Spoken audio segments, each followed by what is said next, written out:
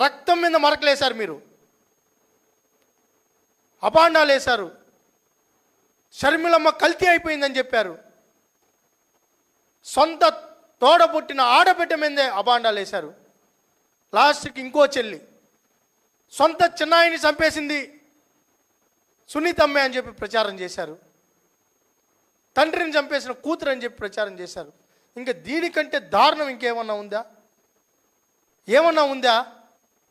అలాంటి నీచమైన మనస్తత్వం. ఇంకా హోంమంత్రి గారు ఒక దళిత బిడ్డ టీచర్గా పనిచేస్తూ రాజకీయాల్లో గౌరవంగా వచ్చారు, ఆమె పని ఆమె చేసుకుంటున్నారు, ఆమెను కూడా విమర్శిస్తున్నారు.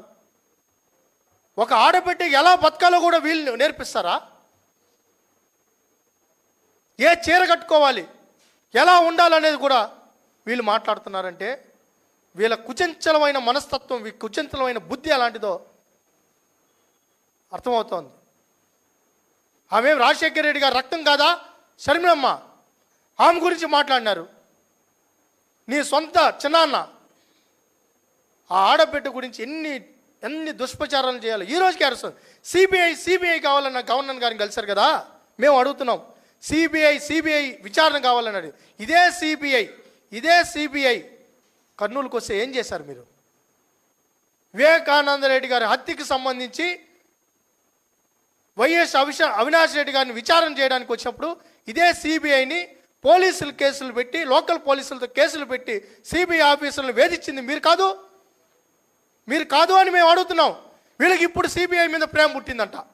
ఏది ప్రతిపక్షంలోకి వస్తే సిబిఐ గుర్తొస్తుంది వీళ్ళకి, అధికారంలో ఉంటే ఎవడరా సిబిఐ అంటారు వీళ్ళు. వాళ్ళు తరుక్కునింది మీరు కాదు, లోకల్ పోలీసులు పెట్టి కొట్టించింది మీరు కాదు. ఇది వాస్తవా కాదా? నేను అడుగుతున్నా. సిబిఐ ఆఫీసర్ల మీద కేసులు పెట్టిన చరిత్ర జగన్మోహన్ రెడ్డి కాదా? మరి ఈరోజు సిబిఐను కలవరిస్తున్నావే. ఇదే సిబిఐ మీద ఎన్ని మాటలు మాట్లాడావు మీరు? గవర్నర్ గారి దగ్గరికి వెళ్ళి సిబిఐ విచారం కావాలంట. మీకు నిజంగా అంత చిత్తశుద్ధి ఉంటే వివేకానంద రెడ్డి గారి హత్యకు సంబంధించి గవర్నర్ గారిని ఎందుకు కలవలేదు మీరు? వివేకానంద రెడ్డి గారి హత్య విషయంలో గవర్నర్ గారిని మీరు ఎందుకు కలవలేదు?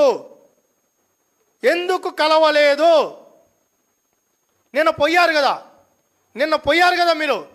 అదే విషయంలో ఇంకో మాటగా చెప్పాను, వివేకానంద రెడ్డి గారి హత్య విషయంలో సిబిఐ సమర్థవంతంగా పనిచేయించేలాగా గవర్నర్ గారు చర్యలు తీసుకోవాలని చెప్పి ఎందుకు అడగలేకపోయారు మీరు? అడుగుండాలి కదా, ధర్మం కదా అది. తప్పు చేస్తే ఎవరినైనా ఈ ప్రభుత్వం చర్యలు తీసుకుంటుంది, ఆ విషయంలో నో డౌట్. తప్పు చేస్తే చట్టాన్ని ఎవరి చేతిలో తీసుకున్నా చట్ట ప్రకారం చర్యలు ఉంటాయి. ఆ విషయంలో ఈ ప్రభుత్వం తనామనా చూడదు. అయితే మీరు ఏం ప్రోత్సహించాలనుకుంటున్నారో మాకు అర్థం కావడం లేదు.